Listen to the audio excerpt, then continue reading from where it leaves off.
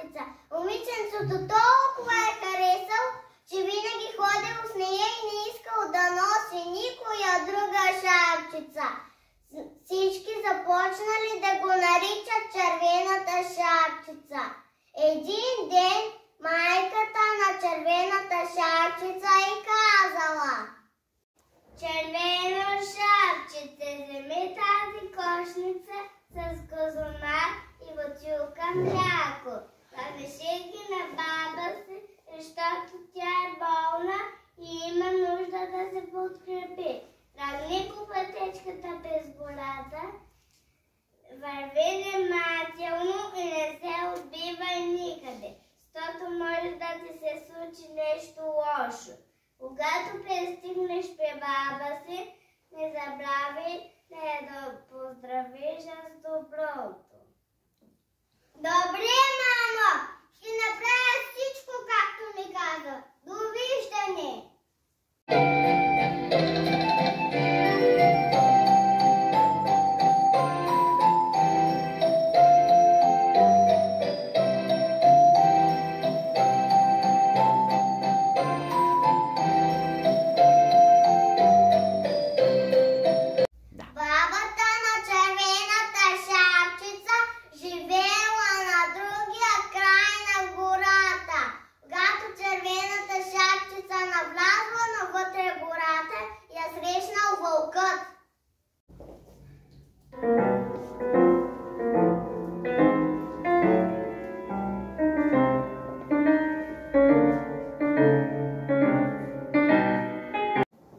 Добър ден, червено шапчице. Добър ден, Гончо Вълчо. Къде ходиш толкова рано? Отивам на гости на баба. А какво носиш в кошничката? Окаяна вкусно. Нося козунак и мляко на баба, защото е болна и има нужда да се подкрепи и оздравее. А баба ти къде живее? Живее на края на горичката, посреди високи дъба. Успях. Колко съм гладен. Ще е много кратко това момиченце. Ще бъде прекрасно да излапам червената шапчица и баба й. Червено шапчице, къде си се забързала толкова много? Виж наоколо колко много цветя има. Виж колко животни живеят в гората.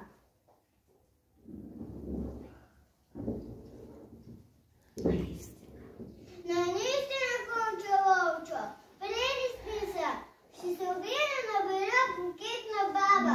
Тя много ще се зарадва.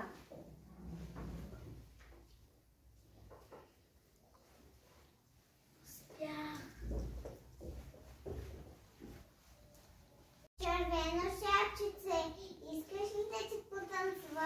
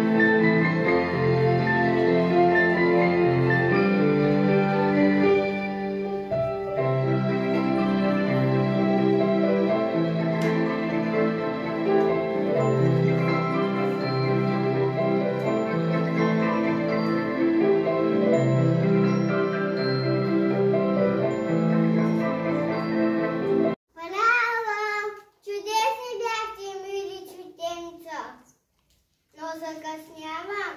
Трябва да тръгвам вече. Довиждане. Почакай, червена шапчице. А ние, животните, и ние също може да танцуваме. Ще не погледаш нашия танц. Ами защо не? Ще оставим да погледам и вашия танц. Не искам много видео.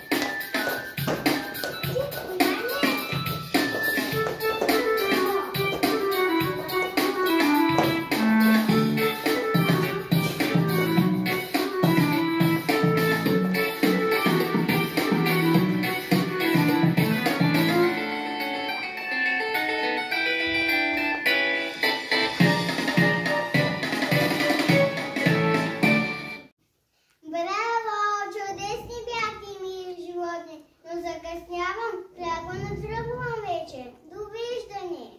Довиждане, червена шапчице!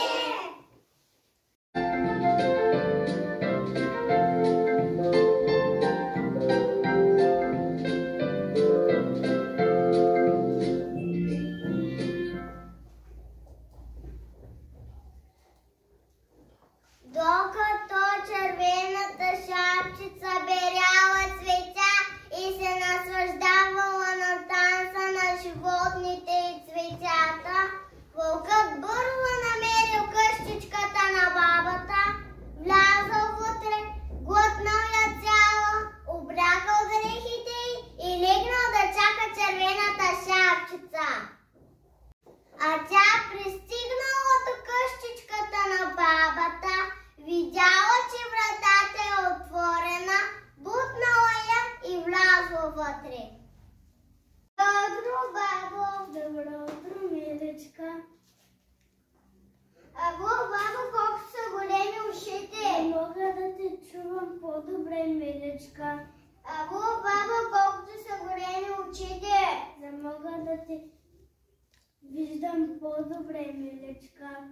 Ало, бабо, колко са големи ръцете! За мога да те сграбча по-лесно. Ало, бабо, колкото и голяма устата! За мога да те изям. Вълкът глътнал цяла червената шапчица и вече не бил гладен, затова легнал и заспал, захъркал толкова силно, че един овец, който минавал край къщичката, си казал: